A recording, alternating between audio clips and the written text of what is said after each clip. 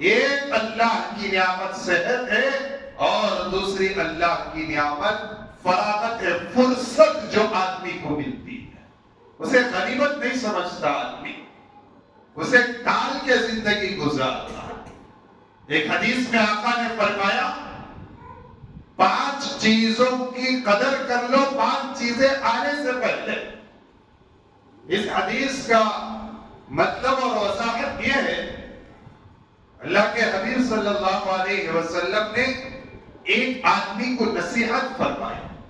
قال رسول اللہ صلی اللہ علیہ وسلم لرجل وهو يعظه، نصیحت فرمائی اغتنم خمسا قبل خمس، 5 چیزیں آنے سے پہلے 5 چیزوں کو غنیمت سمجھو۔ سب سے پہلے چیز آقا نے فرمایا شبابک قبل حرمک، بوڑھاپا آنے سے پہلے جوانی کی قدر کرو، بوڑھاپا آنے سے پہلے جوانی کی اپنی زندگی کے اندر قدر ہونی چاہیے۔ اس موقع پر میں آپ حضرات کے سامنے کتابوں کا ایک مختصر سا واقعہ آپ حضرات کے سامنے بتاؤں۔ کتابوں کے اندر لکھا گیا کہ حضرت اسرائیل علیہ السلام سے ایک آدمی کی ملاقات ہوئی۔ اس نے حضرت اسرائیل سے پوچھا اے اللہ کے فرشتے، ہر چیز کا دنیا کے اندر پہلے آدمی کو اطلاع دی جاتی ہے، میسج آ جاتا ہے، اور آپ کا فیصلہ تو ایسا ہے بغیر کوئی میسج کے، بغیر کوئی اطلاع کے آپ آگے آدمی کے پاس پہنچ جاتے اور روح کو قبض کر لیتے، کیوں ایسا ہے؟ تو حضرت اسرائیل کا جواب یہ ہے، سارے مسلمانوں کے لیے یہ جواب ہے۔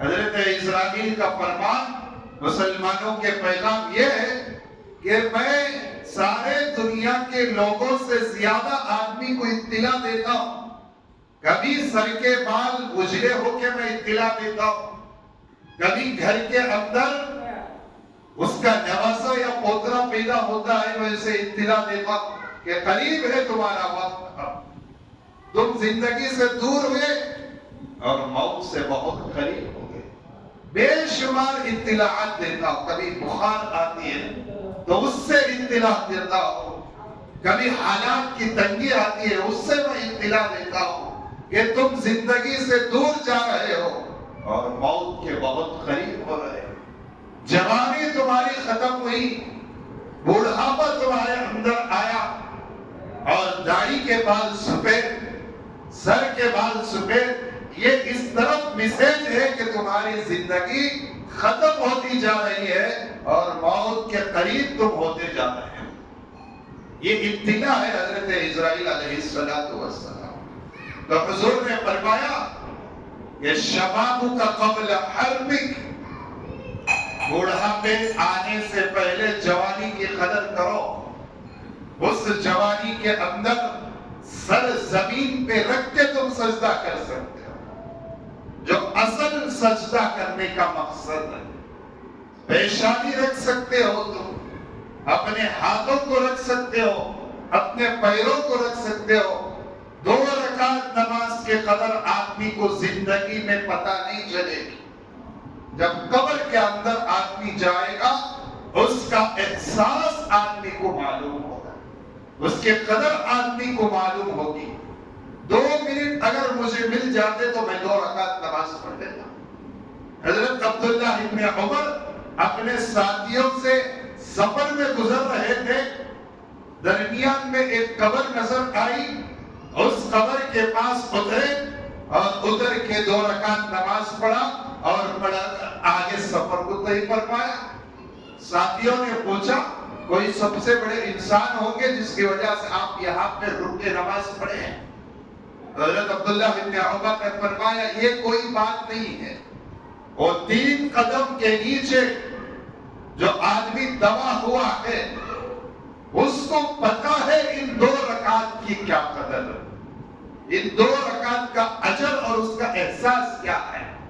آج انسان کو زندگی کے اندر اس کی قدر نہیں، اس کا احساس نہیں، اس لیے اللہ کے حبیب نے فرمایا بڑھاپا آنے سے پہلے جوانی کی قدر کرو.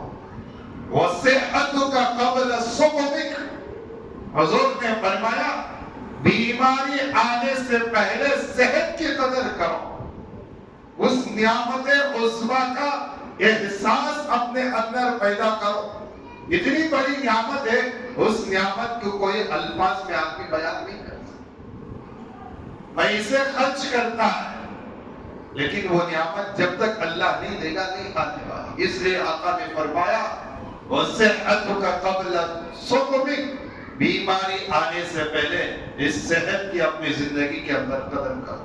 ناقدری مت کرو اپنی صحت کی، اور ایسے چیزیں استعمال کر کے اپنی اللہ کی عطا کی ہوئی اس نعمت صحت کو برباد مت کرو. اللہ کے یہاں پوچھ ہوگی، اللہ کے یہاں سوال ہوگا، اللہ کے یہاں پکڑ ہوگی اس کے بارے میں. آقا نے فرمایا مالدار کو اس کے مال کے حساب دینے سے پہلے اس کے قدم آگے نہیں بڑھیں گے. نوجوان کو اس کی جوانی کے حساب دینے سے پہلے قدم آگے نہیں بڑھیں گے. صحت مند انسان کو اس کی صحت کا جواب جب تک نہیں دیا جائے گا اللہ جنت کی طرف اس کے قدم کو نہیں بڑھائے. صحت کی قدر کرو. اس لیے آقا نے فرمایا وَصِحَّتُكَ قَبْلَ سُقْمِكَ. بیماری آنے سے پہلے صحت کی قدر کرو. تیسری چیز رسول اللہ صلی اللہ علیہ وسلم نے ارشاد فرمایا وَغِنَاؤُكَ قَبْلَ فَقْرِكَ. فقیری اور محتاجی آنے سے پہلے مالداری کی قدر کر لو. اس مال کی قدر رکھ لو اپنے اندر. ضائع اور برباد مت کرو اسے. اسراف میں استعمال مت کرو. اللہ کی نافرمانیوں میں خرچ مت کرو. اللہ کے راہ میں اسے خرچ کرو. اللہ کے راستے میں اسے استعمال کرو. کیونکہ چند ایسے اعمال ہیں جن اعمال کو کرنے کی وجہ سے حدیث کے اندر آقا نے فرمایا اس آدمی کی مالداری فقیری میں تبدیل ہو جائے گی، محتاجی میں تبدیل ہو جائے گی. رات میں پیسے والا رہے گا، دن میں بھکاری بن جائے گا، دن میں محتاج بن جائے گا. ایک زمانہ تھا اوپر ہاتھ اس کا رہا کرتا تھا، لیکن اعمال ایسا اس نے کیا، اللہ کی نافرمانیاں ایسا اس نے کی جس کی وجہ سے اس کا ہاتھ جو اوپر تھا وہ نیچے ہو گیا، مانگنے والا ہو گیا. اس لیے آقا نے فرمایا وَغِنَاؤُكَ قَبْلَ فَقْرِكَ. محتاج کی اور فقیری آنے سے پہلے اس مالداری کی قدر کر لو. چوتھی چیز رسول اللہ صلی اللہ علیہ وسلم نے ارشاد فرمایا مشغولیت آنے سے پہلے، آپ کو بزی ہونے سے پہلے جو اللہ نے فرصت دی ہے، جو اللہ نے مہلت دی ہے، جو اللہ نے سہولت دی ہے، وَفَرَاغُكَ قَبْلَ شُغْلِكَ. آقا نے فرمایا مشغولیت سے پہلے جو فرصت ملتی ہے اس کو غنیمت سمجھو، اس کا احساس پیدا کر کے اللہ کی فرما برداریاں کرو. قرآن اور حدیث پہ چلنے اور اس کی تعلیم حاصل کرنے پہ لگو. چوتھی چیز آقا نے ذکر فرمایا. پانچویں چیز اللہ کے حبیب صلی اللہ علیہ وسلم نے فرمایا وَحَيَاتُكَ قَبْلَ مَوْتِكَ. ان چار چیزوں کا خلاصہ اللہ کے حبیب نے آخری میں فرمایا وَحَيَاتُكَ قَبْلَ مَوْتِكَ. موت آنے سے پہلے زندگی کی قدر کر، انتقال ہونے سے پہلے ان سانسوں کی قدر کر لو. یہ سانس رکنے سے پہلے یہ چلتی ہوئی سانس کا احساس پیدا کرو اپنے. اللہ کی وحدانیت کو زندگیوں کے اندر لاؤ. حضور نے فرمایا یہ پانچ چیزیں ہیں، آدمی ان پانچ چیزوں کے آنے سے پہلے قدر کرنا چاہیے. کیونکہ آدمی سے جو پہلی کی چیزیں وہ ختم ہو جائے گی، بعد کی چیزیں آئیں. جوانی ختم ہوگی، بوڑھاپا آ جائے گا، صحت ختم ہوگی، بیماری آدمی کے اندر آ جائے گی عمر بڑھنے بڑھنے سے، زندگی ختم ہو جائے گی، موت تو اس کی طے شدہ ہے آنے والی. اور نافرمانیوں کی وجہ سے دولت عہدے یہ سب ختم ہو گئے، فقیری اور محتاج کی آ جائے گی. اس لیے وہ اللہ کی نعمتوں کی قدر کر لو، ان نعمت عظمیٰ کا احساس اپنے اندر پیدا کر، نہ قدری مت کرو زندگی۔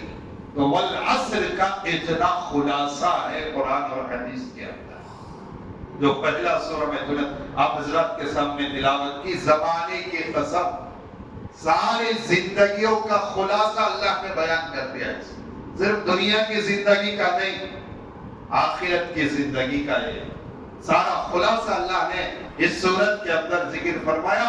ان الانسان لفی خسر، سارے انسان گھاٹے میں ہیں، دھوکے میں ہیں، دھوکے کی زندگی کے ساتھ چلتے ہوئے جا رہے ہیں، پتہ ہی نہیں، احساس پیسہ ہی کرتا ہوا آدمی گزرتا۔ الا الذین آمنوا وعملوا الصالحات، مگر وہ آدمی خسارے میں نہیں ہے جو آگے ایمان لایا، ایمان لانے کے ساتھ ساتھ عمل